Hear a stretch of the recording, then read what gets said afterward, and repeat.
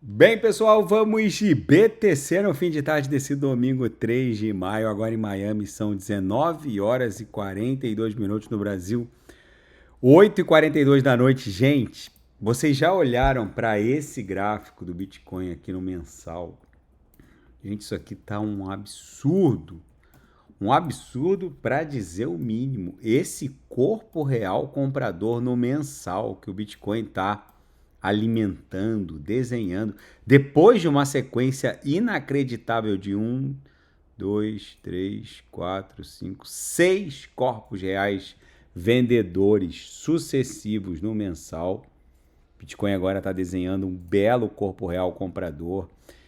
Isso aqui, diante dessa brutal reversão de tendência, um corpo real comprador no Heikin Nash não mensal, no gráfico mensal, não ostenta uma inércia movimentacional qualquer.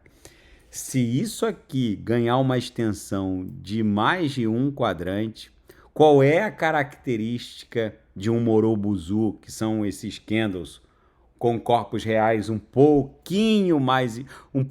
mais extensos?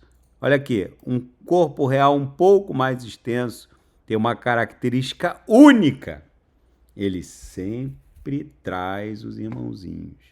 O que vai acontecer se isso aqui avançar para um patamar um pouquinho acima de um quadrante? Se o Bitcoin explodir para 82, o que vai acontecer? Não só não estou me referindo só a liquidação forçada de shortados, porque como se liquida forçadamente uma operação super alavancada no sentido short?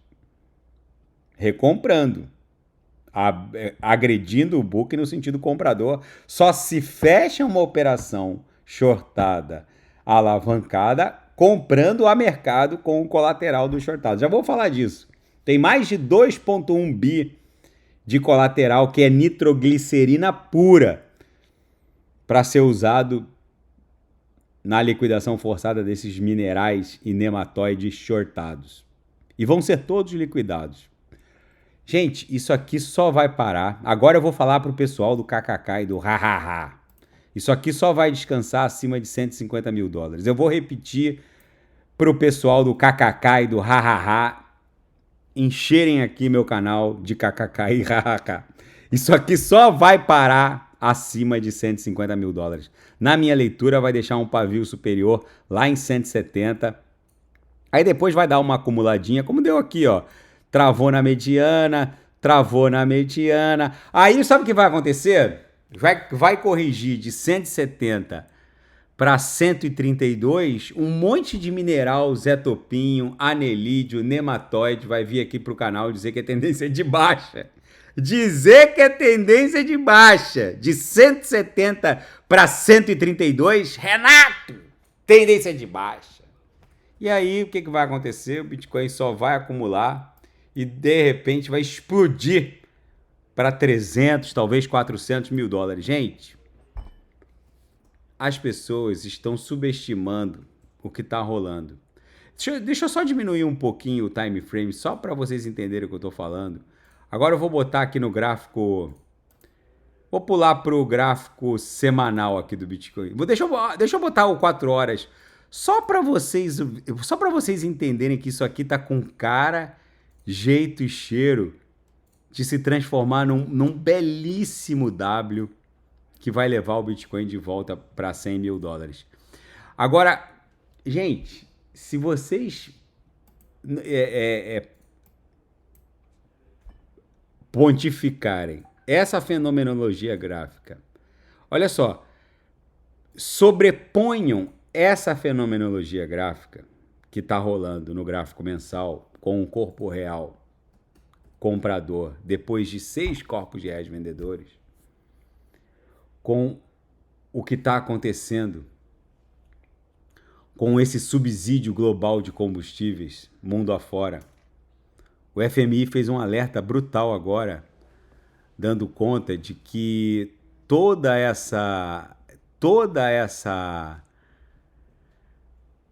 convergência em termos de financiamento e subsídio concomitante de todos os estados soberanos do planeta, aumentando os seus déficits. Quando um estado soberano aumenta o seu déficit, eles estão se endividando.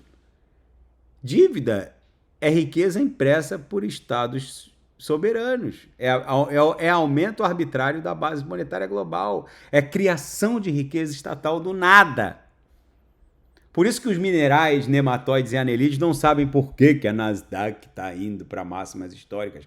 Por que o S&P 500 desenha uma nova máxima histórica de todos os tempos a cada 2 ou 3 pregões. Por quê? Porque as impressoras de dinheiro estatal, de títulos impressos por estados soberanos, estão full operacional a todo vapor. Gente, o FMI está alertando. Essa situação é absolutamente insustentável. Só que o que a gente está presenciando é uma bizarrice. O FMI está criticando os governos, principalmente da União Europeia, porque eles estão ignorando todos os avisos acerca desses subsídios arbitrários sobre combustíveis. E eles estão repetindo a mesma postura adotada na pandemia, adotada após a invasão do território ucraniano pelos russos. Eles estão imprimindo títulos públicos de forma indiscriminada, aumentando de forma absolutamente bizarra a base monetária. Na última vez que isso aconteceu nessa magnitude, o Bitcoin saiu de $3.800 lá no fundo da crise pandêmica e só foi parar em $69 mil.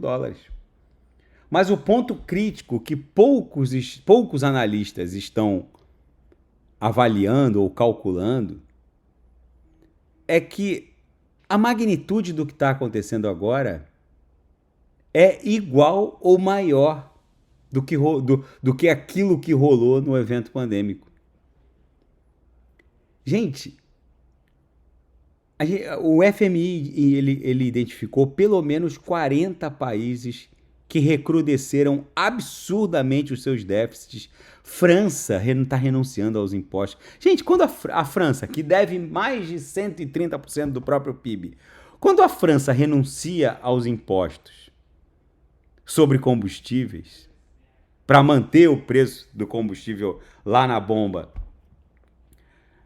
num preço pré-guerra do Irã, quando a França renuncia aos impostos, ela está recrudescendo o seu déficit. Só que um país ele não dá um calote. Ele simplesmente aumenta a emissão de títulos públicos. Toda vez que você ouve que o déficit do país tal aumentou um pouco mais, vocês entendam, eles estão imprimindo riqueza. Eles estão emitindo títulos.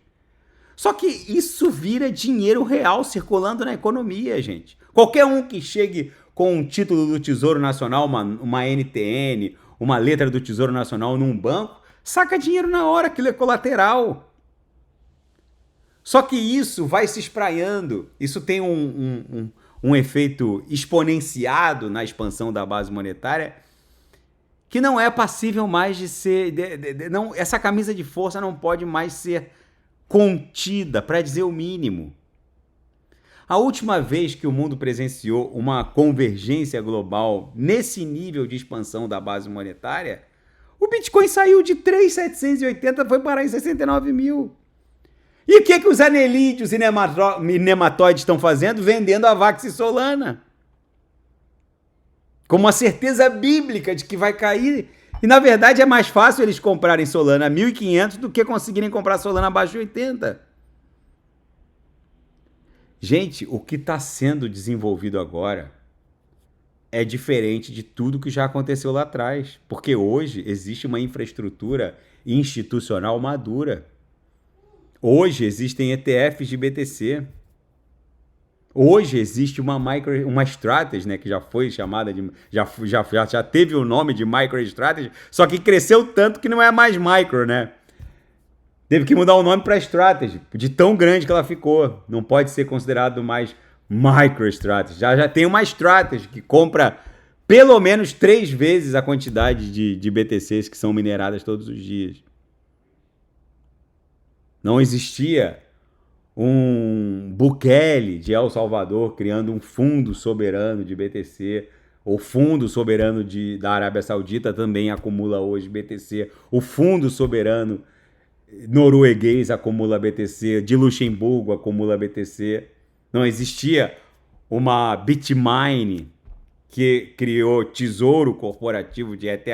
Não existia a Strategy com seu tesouro corporativo de BTC. Não existia a Metaplanet com seu tesouro corporativo de BTC. Os ETFs que drenam BTCs. O que não faltam são catalisadores. E o principal, semana que vem, ou seja, a partir de amanhã, a Clarity Act pode ser votada e aprovada. Que vai simplesmente transformar os trilhos da Web3, onde circulam as stablecoins, na nova camada de liquidação e financiamento do Estado soberano norte-americano. Diante desse cenário, e olhando para o gráfico do BTC no mensal, vocês têm coragem de estar desembarcados? Gente, o que vem por aí é muito violento. Vocês precisam estar preparados. O Bitcoin vai promover movimentos espasmódicos, violentos.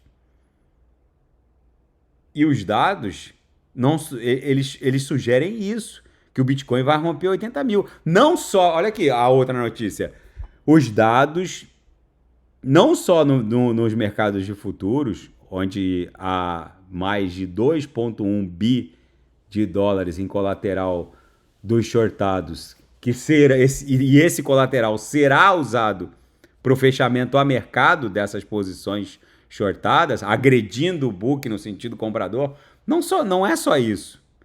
Existem outras métricas que estão apontando para um cenário de valorização incomum para o Bitcoin.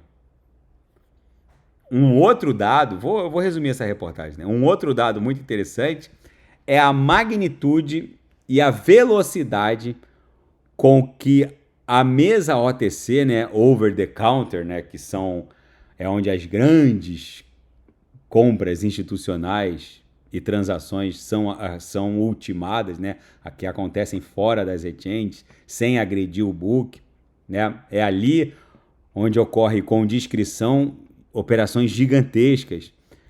As mesas OTCs viram uma drenagem de 38 mil bitcoins no mês de abril. Em outras palavras, 38 mil bitcoins saíram das mesas OTCs, combinando as mesas de... Isso só combinando mesas de Binance, OKX e Coinbase. Fora as outras mesas OTCs, que elas dão o tom do que está rolando. Gente, traduzindo em bom português, se existem 2,1 bi de dólares em posições super alavancadas no sentido short e esse colateral de 2,1 vai ser usado para o fechamento e liquidação a mercado dessas posições, quando uma posição é liquidada, isso só pode acontecer com uma compra a mercado agredindo o book no sentido comprador. Aí vocês acrescentem a isso tudo escassez estrutural advinda dos ETFs que agora voltaram a revelar musculatura compradora. As mesas OTCs sendo drenadas. As tesourarias corporativas imparáveis, Strategy, Bitmine, Metaplanet. Demanda institucional agregada. Gente, tudo isso vai levar o Bitcoin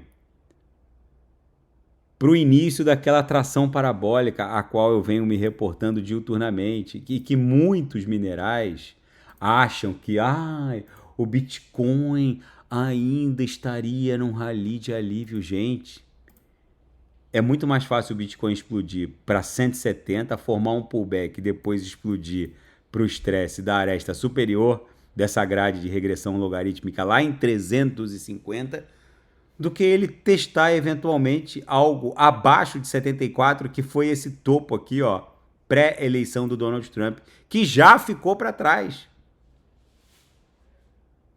Essa estrutura aqui, ó, que impôs essa corretiva e essa corretiva, essa estrutura resistencial que agora foi superada e virou suporte, já ficou para trás. Diante desse corpo real comprador, é muito mais fácil o Bitcoin avançar para 170 do que recuar para baixo de 75.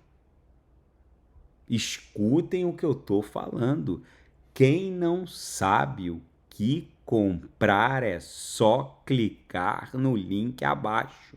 Gemas Altcoin Alert. Ali eu selecionei as melhores altcoins que vão performar nas próximas semanas e meses. Vocês não ousem estar desembarcados. Gente, o que vem por aí é muito violento. Não haverá uma janela temporal, não haverá janela temporal segura para o sujeito embarcar numa Solana, numa Avax. A gente pode amanhecer com esses ativos explodindo 20%, 30%.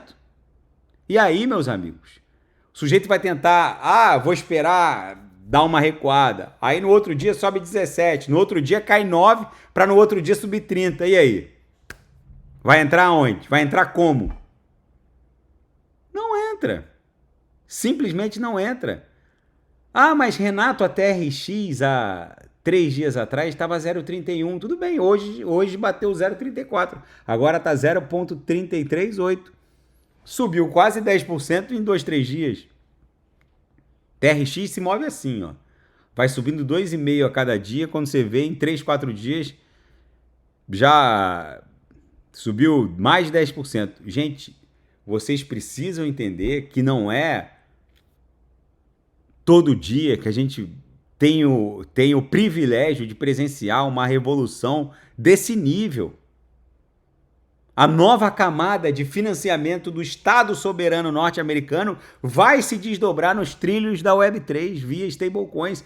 Cada USDT cunhada representa financiamento do Estado soberano norte-americano. E tem gente com dúvidas se vai haver uma pernada de expansão. Se isso não seria um rally de alívio. Gente, não sejam minerais. O Elon Musk vai abrir o capital da SpaceX, vai vender aí, valendo 2 tri de dólares com T de tatu. As pessoas acham que o Elon Musk está preocupado em conseguir comprador para as ações dele. Não, ele vai vender 2, 3%. 1% de 2 tri é 20 bi. Ele vai vender lá 1, 2, 3% no máximo, vai botar 60 bi no bolso.